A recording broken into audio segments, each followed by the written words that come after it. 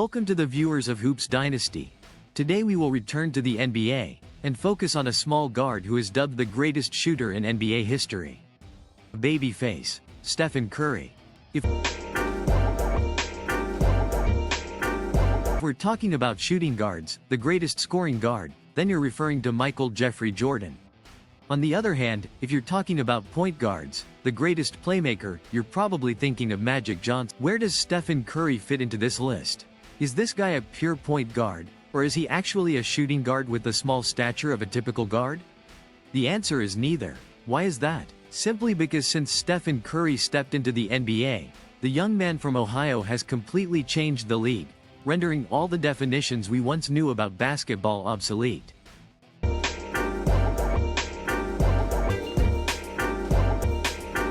So how did Stephen Curry redefine the average game?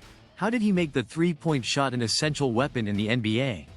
Let's go back to White Valentine's Day, March 14, 1988, the day the Curry family welcomed their first child, Waddle Stephen Curry II. Stephen Curry was born into a basketball family. His father, Dale Curry, was a famous NBA player, and his mother, Sonia Curry, was also a talented athlete. Growing up, Stephen and his brother, Seth Curry, who plays for the Hornets, were exposed to basketball from a young age. When he reached high school, Stephen decided to attend Charlotte Christian School, where he began his basketball career.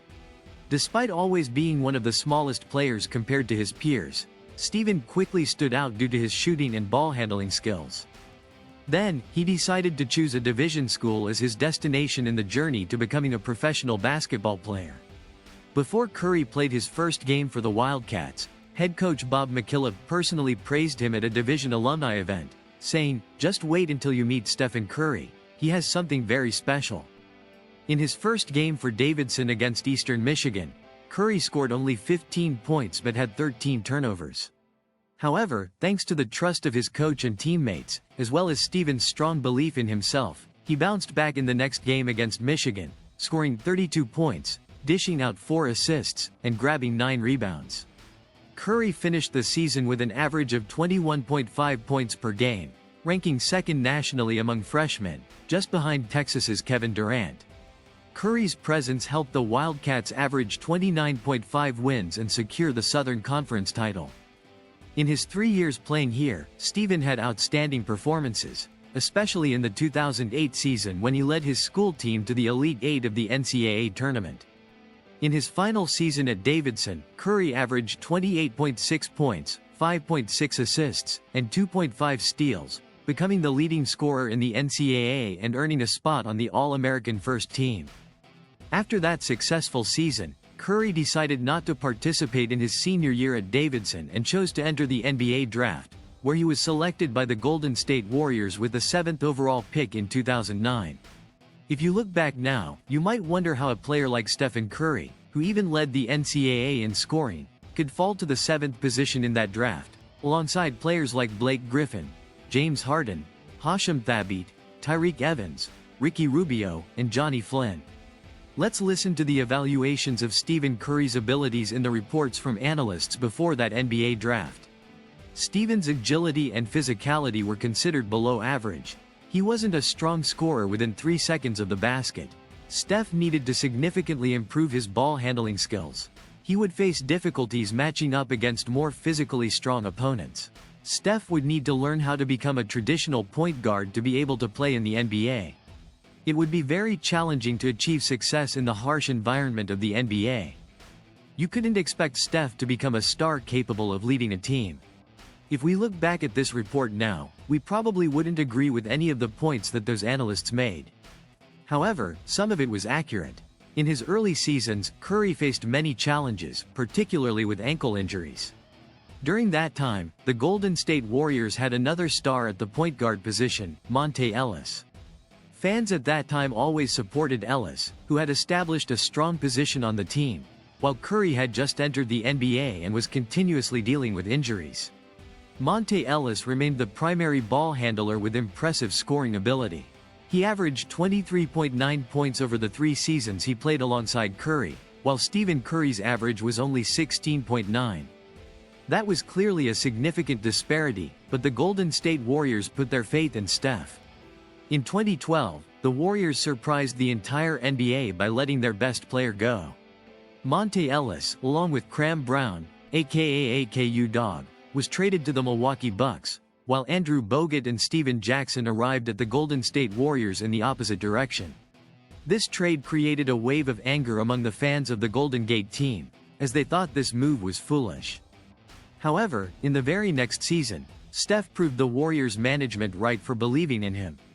Curry set a new NBA record with 272 successful three-pointers in the 2012-2013 season, surpassing the previous record held by Ray Allen. The following season, Curry, along with Klay Thompson, the other half of the Splash Brothers, soared with the Warriors and delivered an impressive performance in the NBA. By the 2014-2015 season, under the guidance of coach Steve Kerr, the Warriors won their first NBA championship in 40 years after defeating LeBron James's Cavaliers in the finals. Stephen Curry earned the title of MVP for the season, averaging 23.8 points per game, along with 7.7 assists and 2 steals. At this point, the long-range shooting that Steven and the Warriors brought to the game made the entire NBA shift its approach. Steph continued his impressive form in the 2015-2016 season, helping the Warriors set a record of 73 wins in the regular season. On a personal level, he also won his second consecutive MVP award and became the first player in history to receive the MVP award with a unanimous vote. However, the season that could have been perfect for Steph was disrupted by LeBron James and Kyrie Irving in a thrilling 7-game finals. Later, they added Oklahoma City forward Kevin Durant, whom they had defeated in that season's Western Conference Finals, and faced backlash from the entire league for creating a nearly unstoppable super team. The period from 2015 to 2019 can be considered the peak of the Golden State Warriors. They had almost no worthy opponents in the NBA, but unfortunately, due to injuries in the 2019 finals to Kevin Durant and Klay Thompson, the Warriors could only add 2 more NBA championships in 2017 and 2018. With Kevin Durant joining in the 2016-2017 season, the Warriors formed a nearly unstoppable lineup. The following years were not smooth sailing for Steven. His team faced many injuries, including Kyrie's hand injury that forced him to miss most of the 2020 season. As a result, the Warriors struggled and even failed to make the playoffs, a huge disappointment after years of dominance. Even after 3 NBA championships, the killer with the baby face remained one of the most underrated players in the league compared to his abilities. This was simply because he had never won a Finals MVP title.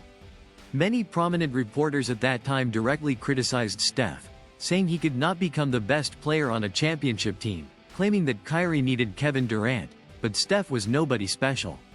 Yet, as if by routine, Kyrie once again proved everyone wrong.